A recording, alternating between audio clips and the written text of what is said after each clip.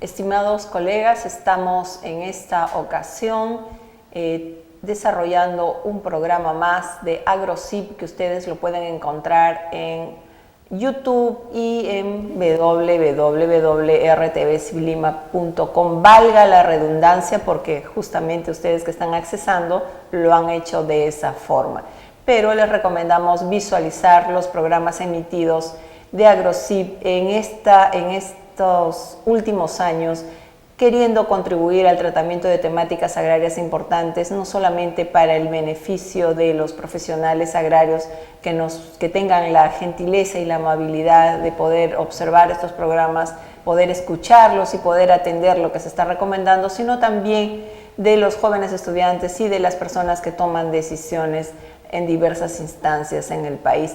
La evaluación de impacto ambiental, la gestión ambiental, la evaluación de las políticas agrarias, la evaluación ambiental me refiero, son aspectos importantes, indispensables y claves en el marco de un proceso global de atención al mejor desarrollo de la explotación de los recursos naturales, de la gestión de las ciudades, con el respeto al medio ambiente, los recursos naturales y las poblaciones alrededor de los recursos naturales que deben tener mejores condiciones de vida, calidad de vida en el uso de estos recursos, llámese agua, suelo, flora, fauna.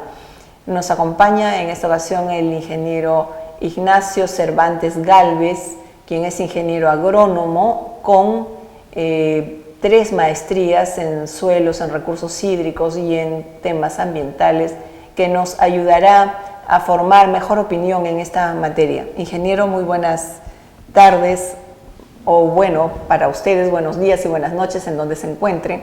Muchas gracias por asistir a esta edición de AgroZip. ¿Qué significa evaluación de impacto ambiental? Si podemos desglosar cada uno de esos términos, ¿qué es un impacto ambiental? Impacto positivo, impacto negativo, impacto neutral, etcétera. Si lo podríamos entender de la manera más simple, pero que representa la importancia de por qué debe aplicarse y por qué debe implementarse. Sí, bueno, en principio, buenas tardes, colegas. Agradecer a Carmencita por la gentileza de invitarme a grabar esta presentación para todos ustedes y también felicitarla por su gestión, que ya está terminando, pero que nos está dejando una actividad bien proactiva y bastante numerosa en acciones. La evaluación de impacto ambiental es un instrumento de gestión ambiental que tiene por finalidad prevenir los efectos negativos que podrían causar las actividades humanas sobre el medio ambiente, tanto físico, biológico o social. Los impactos están identificados como aquellas modificaciones o alteraciones sobre el sistema natural, sobre el equilibrio natural que podrían afectar este equilibrio, ¿no? En algunos casos, cuando son impactos negativos significativos, la modificación puede ser permanente, que no pueda regresar a su estado normal, o en algunos casos cuando son impactos negativos no tan significativos o medianamente significativos, esta modificación puede ser reversible, ¿no? Entonces la evaluación de impacto ambiental identifica qué problemas podría presentar un proyecto sobre ese medio y recomienda acciones complementarias al proyecto, a la parte técnica del proyecto, de manera que se haga viable. Estos proyectos sean viables y puedan ejecutarse sin afectar al medio físico, biológico y socioeconómico.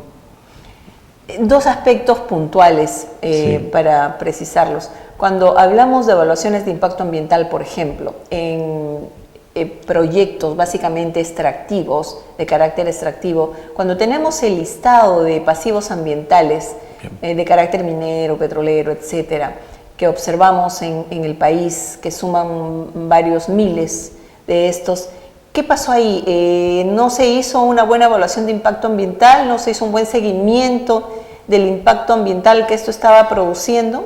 Y luego la remediación también tiene un proceso de seguimiento ambiental. Eso es con relación a un tema, por favor, que quisiera ahí pedirte tu opinión, muy autorizada en esta materia y además conocedor directo de esta situación en campo. Pero el otro tema es que las cifras oficiales del INEI nos dicen que hay millones de hectáreas de suelos erosionados. Los recursos hídricos, sabemos lo que sucede con el río Rima, con el río Mantaro, con el lago Titicaca y diversas fuentes en el país. Sí.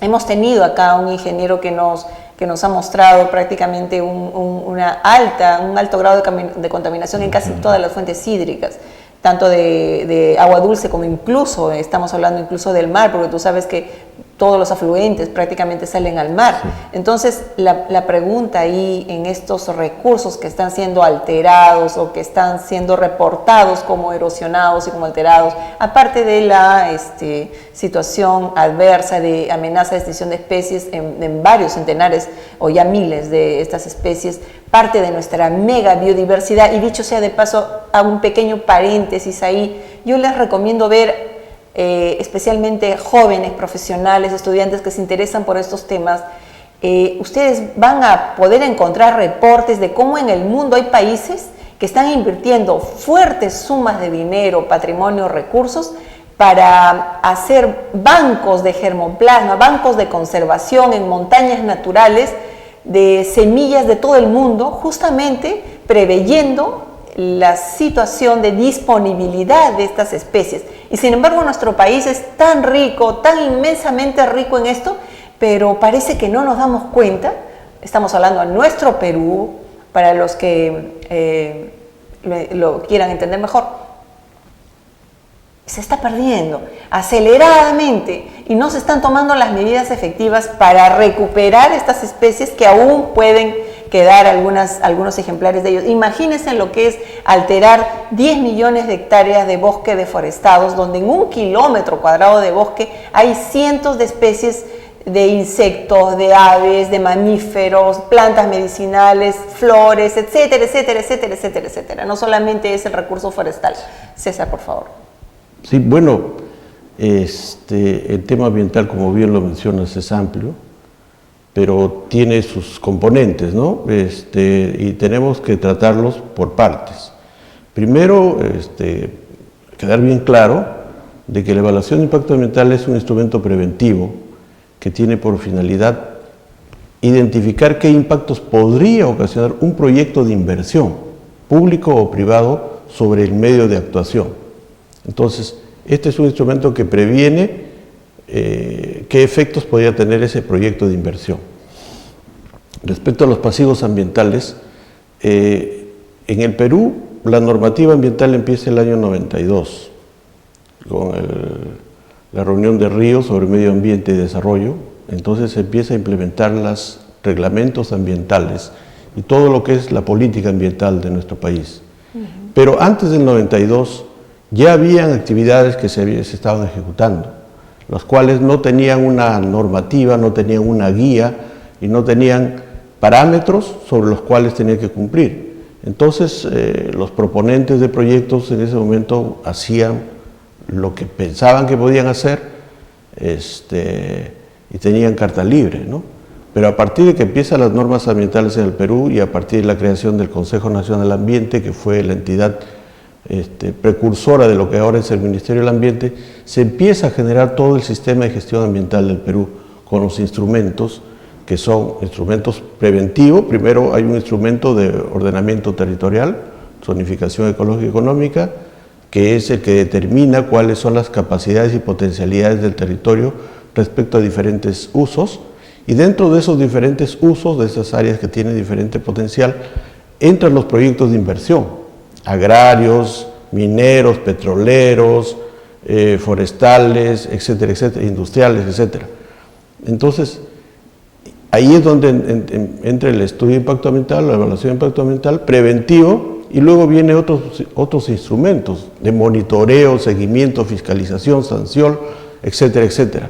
Entonces, el Ministerio del Ambiente cuenta con una serie de instrumentos que ahora prácticamente señalan a las industrias, a las empresas, sobre qué parámetros pueden moverse.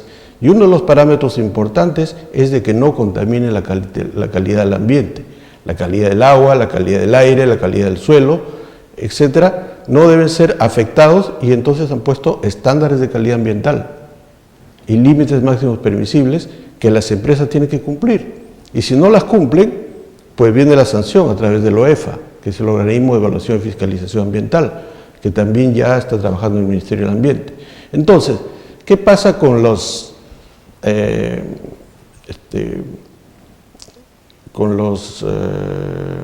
residuos ambientales que han quedado anteriormente, los pasivos? Tienen que ser recuperados, y para eso el Ministerio de Mina, porque la mayoría de pasivos son mineros, ha identificado quiénes son los dueños, los propietarios de esas actividades mineras que provocaron los activos. Si no están identificados y alguna otra empresa quiere adquirir esa licencia ambiental o esa licencia de explotación minera, asume también los pasivos. Y tercero, si no identifican a los actores o los dueños de esos, el Estado los asume, ¿no? Entonces, ya hay un plan de manejo para tratamiento de pasivos ambientales, que el Ministerio de Higiene lo viene manejando con otra entidad como el FONAM, el Fondo Nacional del Ambiente. Pero uno no puede ser juez y parte, ¿no?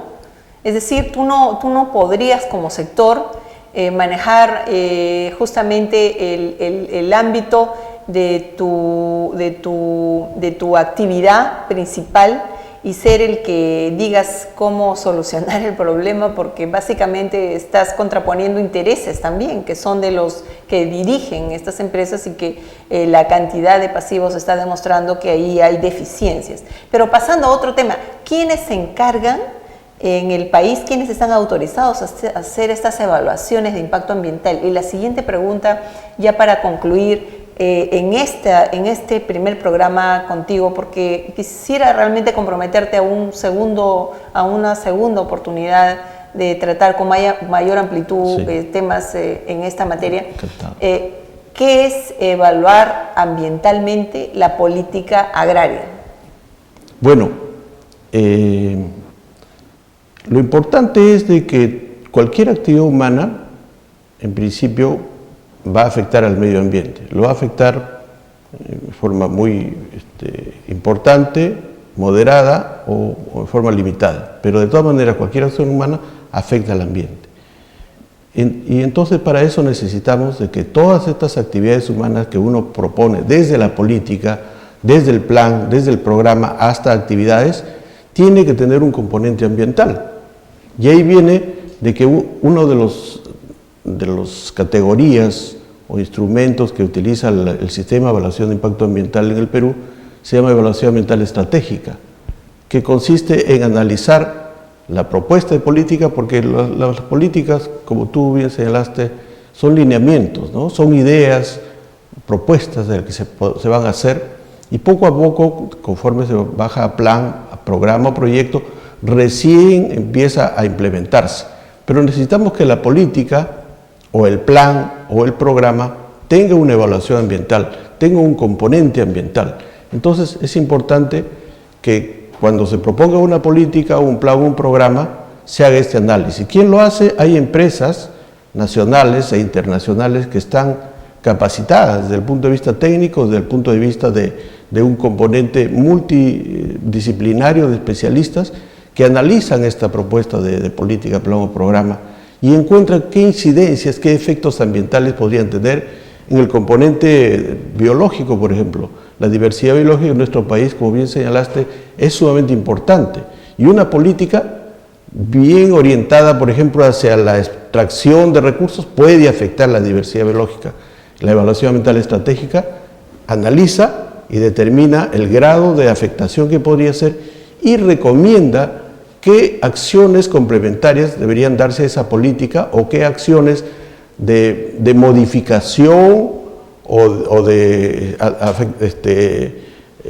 cambios o mejoras deberían hacerse de manera que esta política, cuando se implemente, ya no afecte a la diversidad biológica, no afecte a las comunidades nativas, a las comunidades campesinas, no afecte a los recursos hídricos, que son sumamente sensibles, y de esa manera, cuando esa política ya baje a implementarse, no afecte a nuestro potencial natural, a nuestros recursos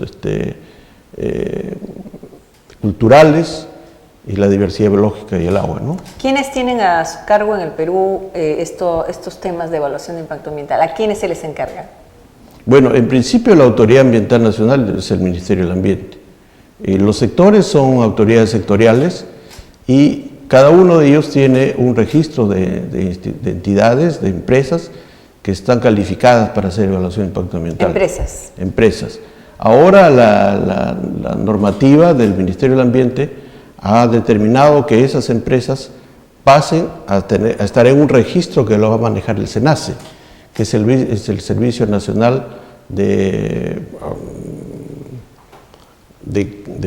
Calidad Ambiental. Entonces el SENACE va a manejar el Registro Nacional de Empresas que están calificadas para hacer estudio de impacto ambiental. César Ignacio Cervantes Gálvez, un ingeniero agrónomo con mucha solvencia en estas materias, quien ha contribuido en varias ocasiones con nuestro capítulo de Ingeniería Agronómica y Zootecnia en el dictado de conferencias, charlas y seminarios, donde ha contribuido grandemente al tratamiento de estas materias a través de nuestro capítulo y por tanto el Colegio de Ingenieros del Perú. César, realmente comprometerte para un siguiente momento. Esto creo que ha sido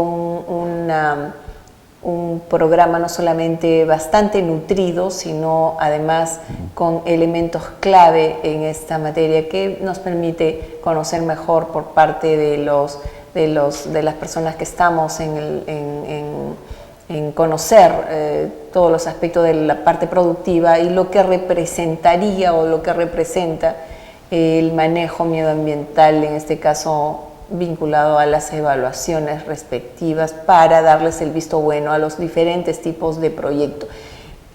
Nos queda en duda, pero eso lo vamos a dejar para tratarlo en la siguiente ocasión que podamos tener un siguiente programa, y espero que sea pronto. Las personas que integran estas empresas, que realizan las evaluaciones de impacto ambiental, las evaluaciones de la política, la gestión ambiental en general, y que están en estos listados oficiales, en estos registros oficiales de empresas dedicadas a esto, están también cumpliendo con que sus staff o sus integrantes, en el caso de ingenieros, están cumpliendo las leyes del ejercicio profesional de la ingeniería en el Perú como corresponde. Sí. Lo dejo ahí, sí. Pero yo les pido a no solamente funcionarios de autoridades del sector público, que las leyes dadas por la majestad del Congreso de la República y los representantes que los peruanos hemos elegido bajo la responsabilidad del voto que hemos señalado para poder colocar a una persona en una curul del Congreso de la República, esas leyes constitucionalmente deben ser cumplidas por el Poder Ejecutivo y por los poderes del Estado en general, y por la ciudadanía obviamente, pero los poderes del Estado tienen las herramientas legales y en general para aplicar, cumplir y hacer cumplir las leyes. Entonces nosotros tenemos la ley del ejercicio profesional de la ingeniería, por lo cual los ingenieros debemos estar colegiados y habilitados. Hay quienes cuestionan que porque un ingeniero no es más ni menos por estar colegiado y habilitado. Lo que pasa es que a veces el efecto legal de estar colegiado no se comprende a cabalidad. En el caso nuestro, no solamente reclamamos que los ingenieros cumplan estas leyes del ejercicio profesional de la ingeniería para tener el respaldo legal, sino también que deviene en una serie de beneficios, servicios y bienestar para los ingenieros a través de este colegio, que podrá tener una problemática interna que en el tiempo y como parte de su evolución se tiene que superar y se debe superar, pero lo que hemos logrado en más de 52 años de existencia del Colegio de Ingenieros es importantísimo, con más de 28 sedes departamentales y con miles de ingenieros trabajando en el sector público y en el sector privado, y que por una pequeña cuota están contribuyendo a desarrollar toda una infraestructura y un patrimonio que pocos colegios profesionales en el Perú lo tienen. Y nosotros, los ingenieros agrónomos, somos fundadores de este Colegio de Ingenieros. Entonces, yo quisiera saber, y lo dejo, César, para una siguiente ocasión, déjalo con el dulce ahí, ¿cuántos de estas empresas tendrán no solamente ingenieros agrónomos colegiados y habilitados que deben estar cumpliendo las leyes en esas empresas, sino además cuántos ingenieros agrónomos o tecnistas estarán debidamente insertos en esta actividad evaluativa de la situación ambiental, de la política, entre otros aspectos, porque es parte de su quehacer, de su conocimiento, justamente el trabajo de campo con los recursos naturales. Sí. Bueno, unas palabras finales dejando este dulce que señalas para una próxima entrevista, que sí me comprometo a participar. Yo quisiera señalar de que el tema es, para desarrollarnos, tenemos que pensar en el desarrollo sostenible. Y el desarrollo sostenible significa tres componentes importantes. Uno, la eficiencia económica.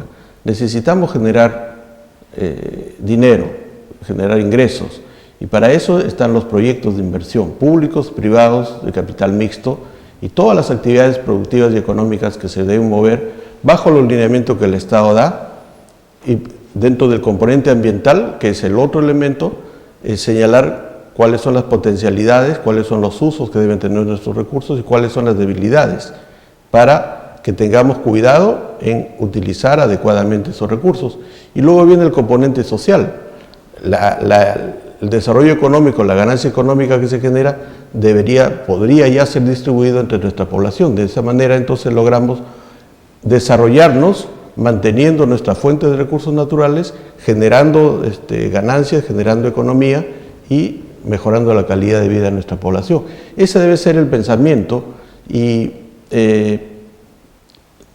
esa es la fórmula que Naciones Unidas le dio al mundo desde hace más de 20 años y que todavía estamos aquí tratando de implementar, de analizar cómo se puede realizar. Pero yo creo que les recomiendo, dejo como idea también ese pensamiento. El desarrollo sostenible es aquel que nos va a sacar adelante. En cuanto a la actividad privada de cualquier profesional, es el respaldo del colegio el que nos da la facultad para ingresar a cualquier competencia nacional o internacional. Y también, sí, todos los profesionales que estamos en la actividad privada, lo primero que nos exige el Estado es estar colegiado y estar habilitado. Si no, cualquier trabajo, por más perfecto que sea y por más de nivel técnico mayor, no tiene validez para el Estado, porque no tiene el respaldo del colegio. Y eso, bueno, yo he estado en la actividad privada y siempre me he mantenido al día en mi colegiatura, y siempre he estado participando en lo posible dentro del colegio, porque también es importante intercambiar conocimientos, intercambiar experiencias. Es importante también de que todo el mundo se involucre, no solamente en la actividad productiva, sino también se involucre en los otros dos componentes: el componente ambiental, el componente de protección, conservación del ambiente y uso de acuerdo a sus potenciales, y el componente social, porque todos somos miembros de nuestra población y todos necesitamos desarrollarnos adecuadamente. ¿Sí? Muchísimas gracias, César. Muchas gracias también. El mensaje: hay que cumplir sus deberes y exigir que se respeten nuestros derechos. Esto vale para el Colegio de Ingenieros del Perú, vale como ciudadanos y en general. Y contribuyamos a engrandecer nuestro colegio y ponerlo a nuestro servicio, no solamente criticando desde afuera, sino también viniendo a colaborar y contribuir con un granito de arena en cada una de las oportunidades en que se nos facilita o que se nos permite poder colaborar con nuestros capítulos, con nuestro colegio en general. No veamos desde fuera que nos llegue algún beneficio cuando no nos comprometemos a veces ni con una hora a participar en los capítulos y a contribuir y a colaborar como lo venimos haciendo los directivos en forma ad honorem. Y este colegio se ha desarrollado en esa forma. Así que ayúdanos a conocer cuántos ingenieros agrónomos o tecnistas están laborando, están trabajando en el tema de evaluación ambiental, participan en estas empresas, han formado empresas y que estarían en la modalidad de contratación del Estado, que es otro tema que estamos tratando nosotros también de que se amplíe la oportunidad de que los ingenieros agrónomos o tecnistas puedan ingresar a todas las modalidades de contratación del Estado, en este caso con el organismo supervisor de contrataciones del Estado. Muchísimas gracias y nos vemos en la siguiente edición de AgroSIC. Un abrazo para ustedes.